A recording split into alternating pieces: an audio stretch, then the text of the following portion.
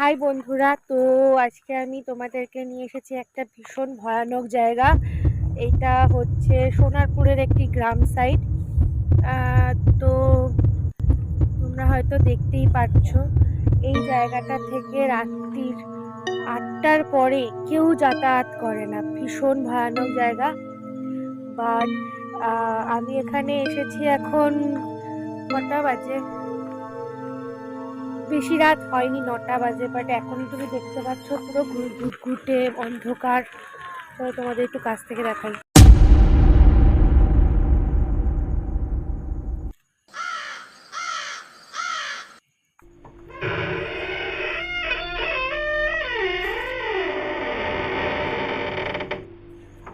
সবাই বলে এই জায়গাটায় নাকি অনেক কিছুই দেখা যায়, বাট এখনো পর্যন্ত আমরা কিছুই দেখতে পাইনি।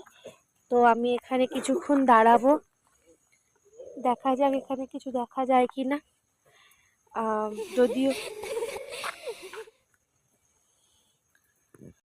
যদিও আমার প্রচন্ড গা ছমছম করছে জায়গাটায় আমি দাঁড়িয়ে থাকতে।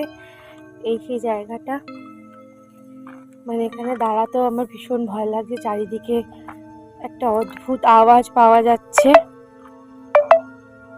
এখান থেকে যাতায়াত কেউ, মানে কোনো লোক যাতায়াত করে না। পুরো অন্ধকার, কিচ্ছু চারিদিকে করছে। তো এখানকার একটা গল্প আছে, এখানে নাকি একজন, এই যে গাছটা রয়েছে,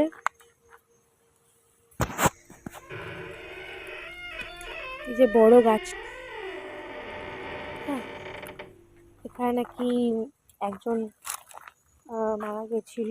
তো সেই জন্য